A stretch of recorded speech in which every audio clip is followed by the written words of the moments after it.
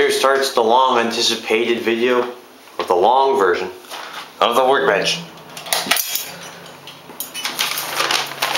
So you can see it can withstand the weight of an Edward. This is the work light I used. Or more of a, yeah, this is a work light. It's 4 foot long to cover the 2 feet deep by 6 foot long workbench. So these are all the critical tools I used. I could not build this workbench without. So you see over here I have pencil, ballpoint pen, and Sharpie. Pencil is great for erasability and fast lines. Ballpoint pen is great for precision marking. And Sharpie is great for marking on metal. And I can't use it for precision marking because whenever I apply it to wood, wood kind of works like a sponge, and it sucks up all the ink, so it kind of gets kind of blotchy. This is a speed square. I'm a metal shop type of guy, so usually I use a hand square or some type of millwright square, but my dad convinced me otherwise. This is truly amazing for just 2x4 work because I can slap it on anywhere. I can get a right angle wherever I go, even mark the halfway point of a 2x4. So I highly recommend this if you're ever doing 2x4 work. WD-40 for the lubrication. I'll get to that later. This is the Leatherman. I'm showing off all the tools right now. You can see right here I broke the tip on that, so I need to get warranty work done. But other than that, I pretty much mainly used the metal file and the wood saw. These two are great for starting notches in whatever you're working on, so your saws don't go jumping around all over the place. This is my tape measure. This is truly amazing. I think I got it for either $1 or $2 at the flea market. It's made in Japan. And it has never let me down. You can go to Home Depot and get those $30 tape measures, but this works just as well. You know, it's a little lacking. It's kind of bare, but I mean, it's really high quality. I absolutely love it. This is what I cut for the bracket work. Using this saw, it seems like a cut will take me 14 minutes. I'm used to working with 12 or 10 inch saws, not this little pinky winky one. But I made a total of 16 cuts, and it takes me 14 minutes per cut, so I spent 3 hours and 45 minutes just cutting brackets. It's not fun. WD-40 helps though. These are the drill bits I used. This one is used, this is a Ryobi 9/16 drill bit, used for opening up the holes on the brackets so my 3/8 bolts will fit. And this is a Milwaukee Brad Point wood bit I use for drilling holes in 2x4 so the 3/8 will go through. Here's the drill I put all my faith, love, trust, and hope into. DeWalt 8 amp AC drill. Pretty dang good. Although because it's 8 amps, it has a lot of kick to it. There's no such thing as slow on this. It's all dynamite. Here's the 3/8 bolts that this workbench is made of. No nails. So that means I can just unbolt it all together, flat pack it, and then when I need to build it up again, I can just do nuts and bolts. This is the wrench.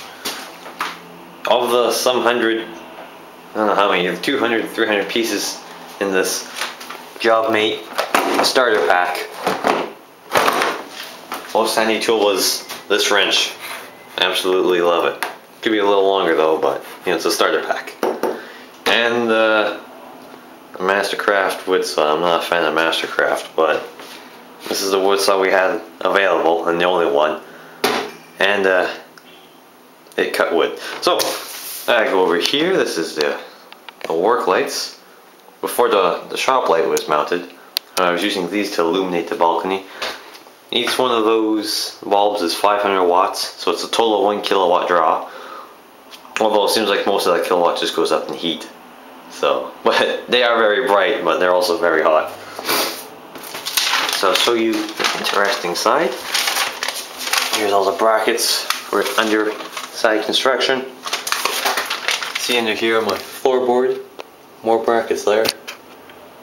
Now while I'm leaning on the floor, you have to be careful because, like I say, I was drilling the brackets to open up the holes, and there's little metal shavings all along the floor there. Not fun to step on. So that's a concern. Here's a power outlet. It's currently not live, but that'll be a project for another day to get that working again. So till then, I have a power line running out to the main home. Here, I can show you the paperwork.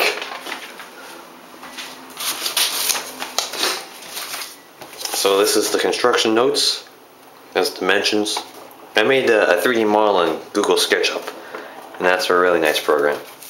This is a template I used for mounting the power box, power bar.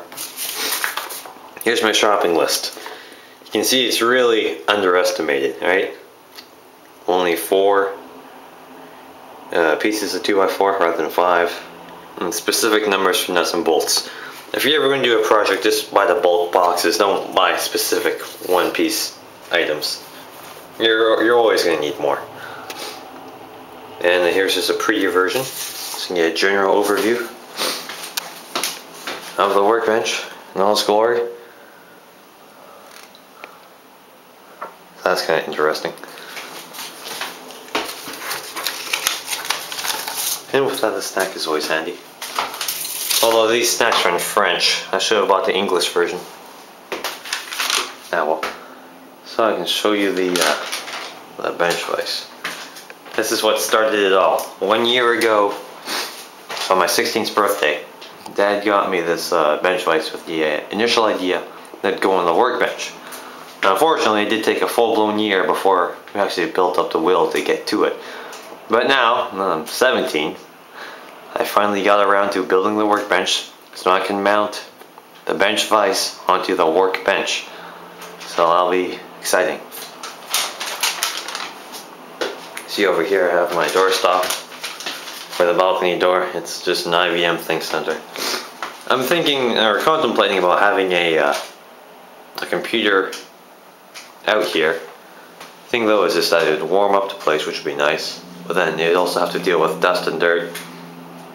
But maybe you could also power a webcam that I'd like to mount. And if I ever got around to getting a CNC machine, well then I would need a computer. But maybe I'll just be better off with the laptop. Who knows? Laptop's a little more manageable. So future plans, I kind of went over that a little bit.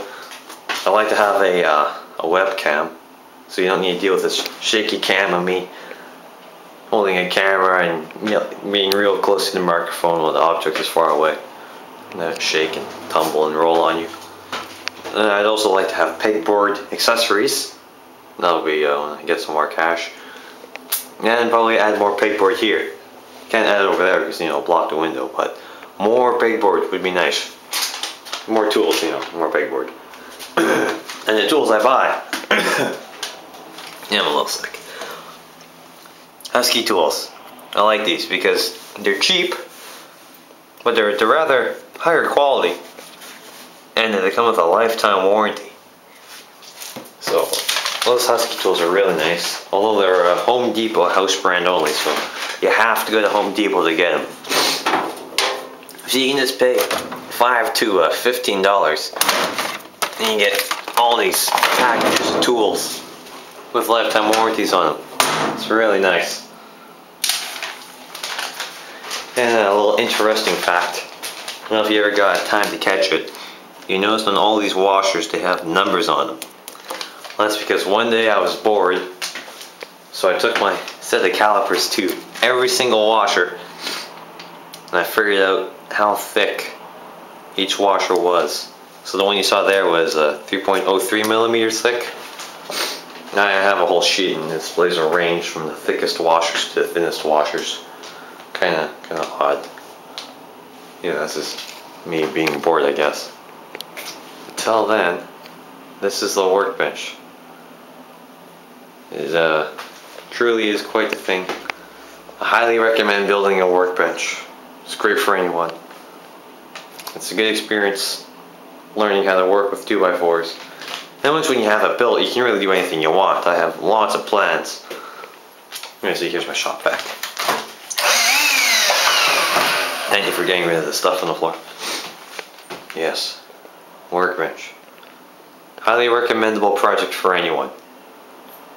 See, even I live in a co-op, so that just Goes to show you don't exactly have to own a house and a plot of land to build a workbench. You can pretty much do it anywhere. Yours just doesn't have to be as complicated as mine. I mean, if you know Henry Ford, I think he built just a little workbench in his bedroom. He was able to fix little watches on it.